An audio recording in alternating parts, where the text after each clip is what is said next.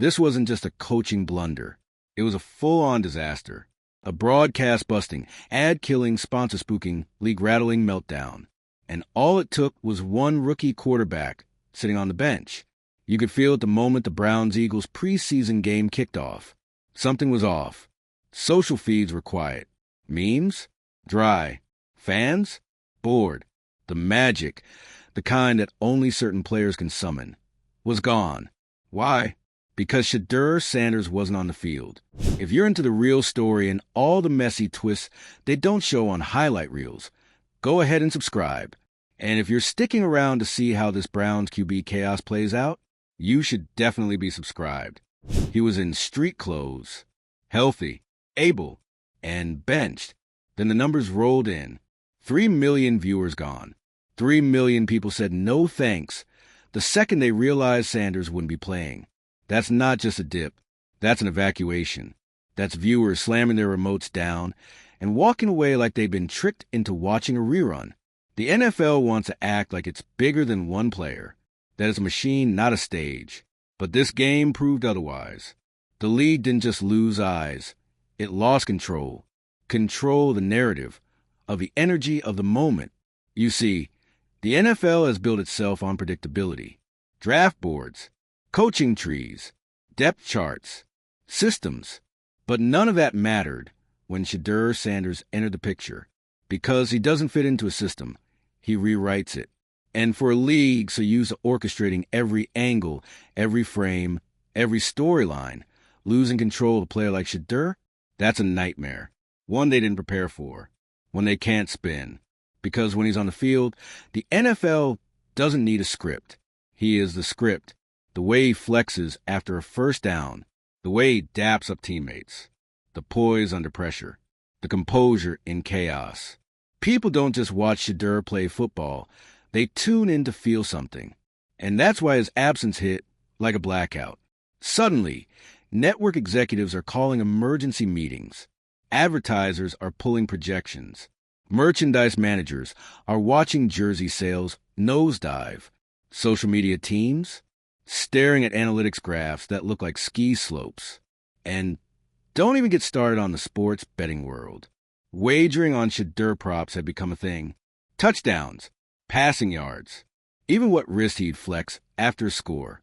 Now, those bets dried up overnight. One sportsbook saw a 60% dip in bets for the Browns-Eagles game because Shedeur wasn't in. The worst part? He wasn't injured. He wasn't even questionable.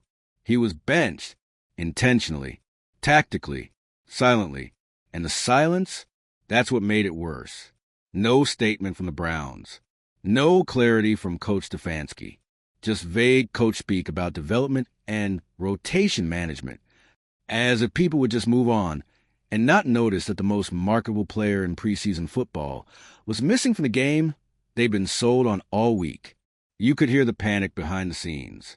League execs were livid. TV partners blindsided. Advertisers furious. This wasn't a random preseason rep. This was a scheduled moment. National TV had moved games to make room for Shedeur. Promo campaigns had been rolled out. Clips from his debut had racked up millions of views on TikTok, Instagram, and YouTube in just days. And the Browns took all of that and punted it. What's most shocking is that this entire crisis wasn't about performance. Shedeur had already proven himself. He delivered a clean debut, showed veteran-level awareness, commanded the offense like a 10-year pro, and did all with that calm, camera-ready confidence. So the benching? It didn't feel like strategy. It felt like suppression.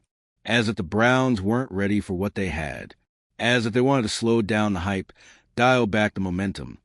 Contain the story before it overwhelmed the system. But that's the problem. You can't contain Shedeur Sanders. You can only choose whether you're going to be part of the rise or get run over by it. What this exposed isn't just a franchise's mishandling of a star. It's a league still clinging to old hierarchies in a new world. This isn't 2006. You can't slow-cook quarterbacks while fans wait patiently for 4 years behind clipboard-holding veterans. Not when your rookie has 4 million followers, a Nike endorsement, and the ability to shift stock prices with a post-game handshake. This is the era of immediacy, and Shedeur was built for it. The fallout? It's not hypothetical. Sponsors are already reevaluating. No player guarantees engagement like Sanders, said one unnamed marketing exec reportedly tied to a major brand partner. If he's not playing, we don't spend. That's the reality the NFL has walked into. Star power is no longer optional. It's structural. Ratings, ad buys, merchandise, fan growth, youth interest. It all hinges on players, not teams. And Shedeur's absence proved it. You know who didn't miss it? International broadcasters. London saw a 35% drop in overnight NFL streaming numbers for the game. German coverage saw a sharp decline. Even in Tokyo, where Sanders had been trending due to viral highlights the week before, interest dipped significantly. In short, the NFL's global expansion plan face-planted because of one player sitting out a preseason game. And let's be clear, this isn't just about hype. This is about what Shedeur represents. He's not just a player. He's a generational shift. He's the first quarterback to enter the league already feeling like a brand. The first to bring that Deion aura, that primetime DNA, and translate it for a digital native fan base that doesn't care about passing trees or cover two zones. They care about vibes. And Shedeur delivers. And when the NFL tried to shut that down, even for one game, the fans responded with the most brutal punishment possible. They stopped watching. That's the nightmare scenario. That's the wake-up call. That's why the league is scrambling behind the scenes with minimum exposure mandates, talks requiring certain market-driving rookies to get field time in primetime games. No matter what, it sounds dystopian. It sounds desperate. It also sounds inevitable. Because in this new NFL, Shedeur isn't a backup QB. He's the product. And when the product isn't on the shelf, people shop elsewhere. The Browns can pretend this was just a blip, that they'll move on and recalibrate. But what they really did was ignite a reckoning, a full-blown identity crisis that the league will now have to reckon with. Because Shedeur's benching wasn't just a bad decision. It was a moment the NFL realized it had built its empire on the wrong assumptions, and it got exposed. So you've got 3 million people walking away from a game. That's not just a dip in interest. That's a mass exodus. And the craziest part? No one walked out because of the team. They walked out because of a name. Let that sink in. An entire viewership pool built around one player. Not a franchise. Not a playoff chase. Not a grudge match. Just Shedeur Sanders. Now imagine being part of an institution like the NFL, where for decades they've marketed the shield above all else. The idea was simple. Players come and go, but the league stays strong.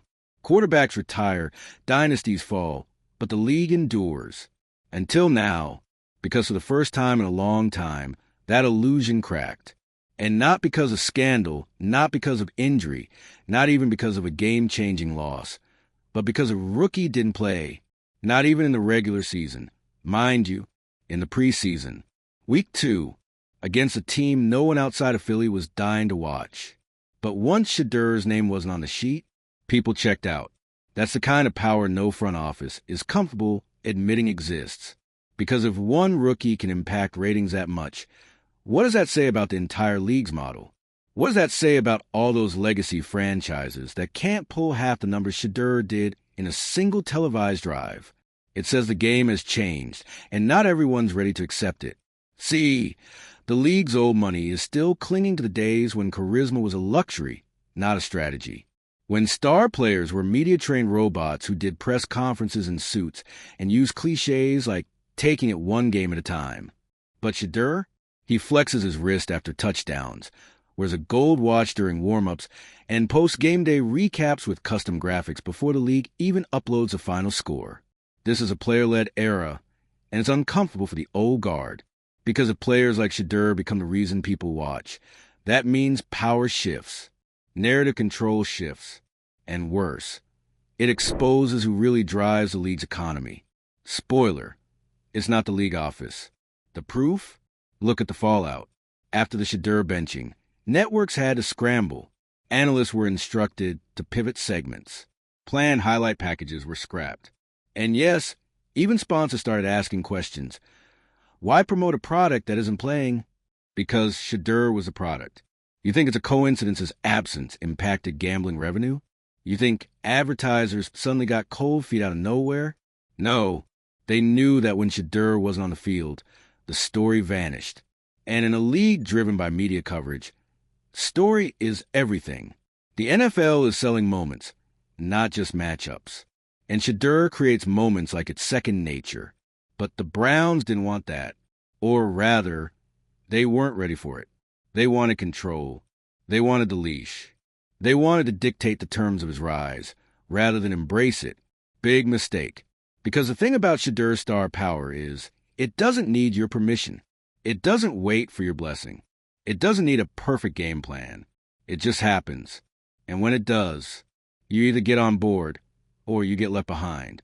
And right now, Cleveland's about 2 steps from being left behind in the most humiliating way possible, becoming the team that had the most marketable rookie in years and fumbled it. There's talk now, real inside the locker room type talk, that morale is shifting. Players notice who's putting in the work. They notice who's lifting the room. They see Shedeur stay late, throw with the second-string receivers, coach up rookies on the sideline, and they're asking themselves, why isn't that guy starting? Because leadership isn't about age. It's not about draft order.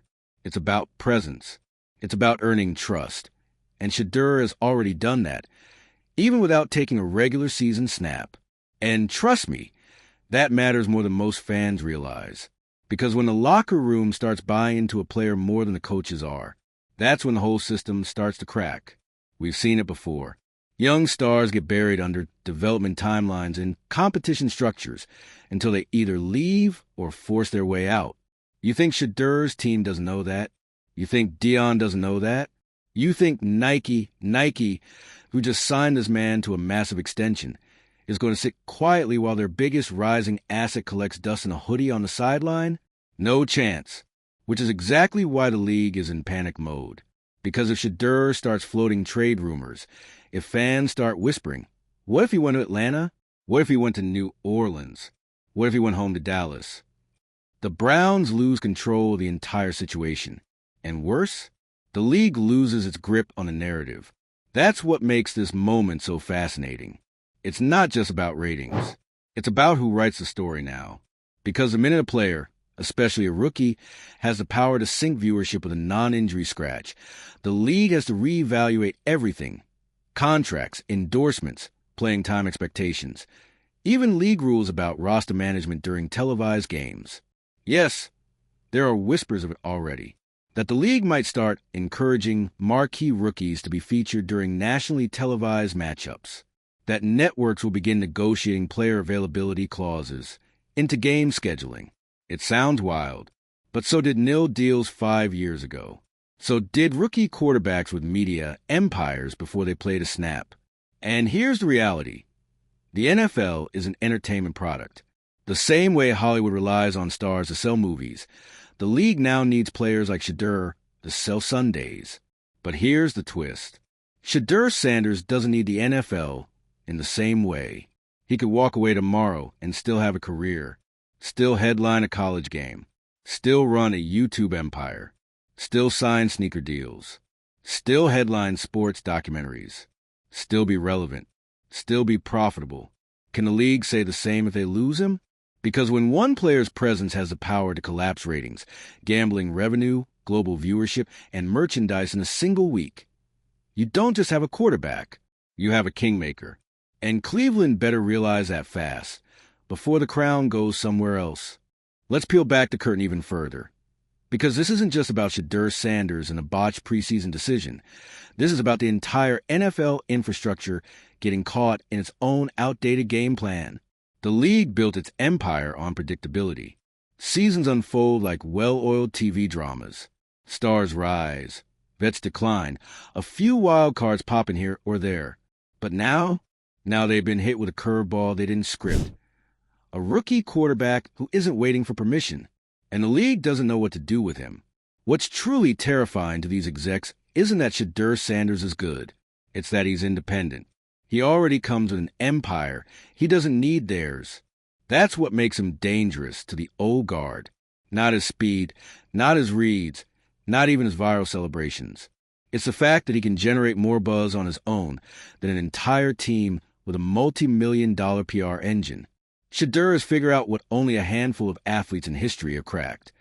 The modern fan follows narrative more than numbers, and he's the walking embodiment of the story fans want to see. Son of prime time, overshadowed by politics, quietly dominating when given the chance, a brand on his wrist and fire in his chest. And now, for the first time, the NFL is forced to ask itself, what happens when we're not in charge of the show anymore? Because here's the secret the league's hoping nobody notices. Players are now more powerful than platform. Shedeur's absence proved it. The NFL marketed him like the next great storyline. Clips everywhere, camera cuts to him on the sideline, post-game commentary obsessing over him even when he didn't play. But when he was benched, the story died. The game had no pulse. There was no fallback plan. This isn't a Shedeur Sanders problem. This is a league-wide wake-up call. The NFL has long operated on the illusion that teams matter more than the names on the backs of jerseys. But that illusion shattered the second 3 million people said, "Oh, he's not playing? Then neither are we." And now behind the scenes, it's not just Cleveland getting nervous. You better believe other franchises are taking notes. You think teams like the Rams, the Falcons, or even the Cowboys, teams with media-savvy front offices and a hunger for the next big star, aren't circling like hawks? Because if Cleveland really does let this thing blow up in their face, you can bet there are GMs with deals ready to go.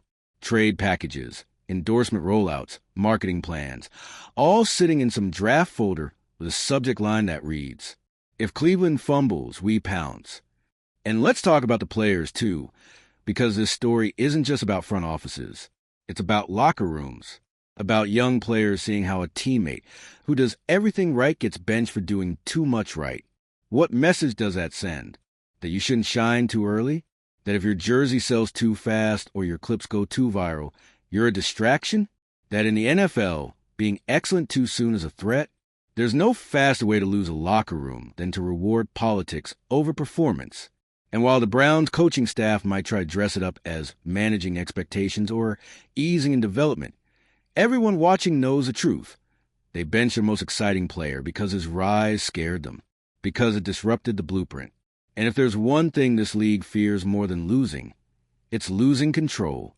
But the truth is, the blueprint's already obsolete. These new era athletes don't just play the game, they own it. They bring their own audience, their own camera crews, their own narrative infrastructure. They're not just waiting for ESPN to crown them. They got fan bases on YouTube, TikTok, Instagram, Twitter, even Twitch. Their highlights hit the timeline before the league even uploads a box score. Shedeur is one of the first to truly leverage that power, and it's making the league's old model look ancient. Now let's zoom in on Jimmy Haslam, Browns owner, who, let's be honest, didn't sign up for this. He's an owner from the old school, TV contracts, stadium rights, boardroom meetings. But he's suddenly stuck in a social media-fueled firestorm because his front office put the brakes on the one thing keeping fans interested in August football, the entertainment factor. Because that's what this is now. The NFL has become America's biggest reality show.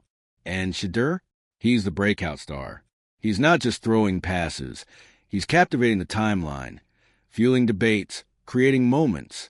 And when you bench a moment in today's market, you pay for it. So now Haslam's got a problem. He's watching his investment drop value in real time. Every week Shedeur doesn't play as another week of lost momentum, lost merchandise, lost trust from the fan base. The backlash isn't just noise. It's cutting into the bottom line. And if there's one thing that moves billionaires faster than touchdowns, it's declining revenue. Don't be surprised if behind closed doors, the order comes down hard. Get Shedeur on the field. Now. Not next month. Not once he's ready. Now.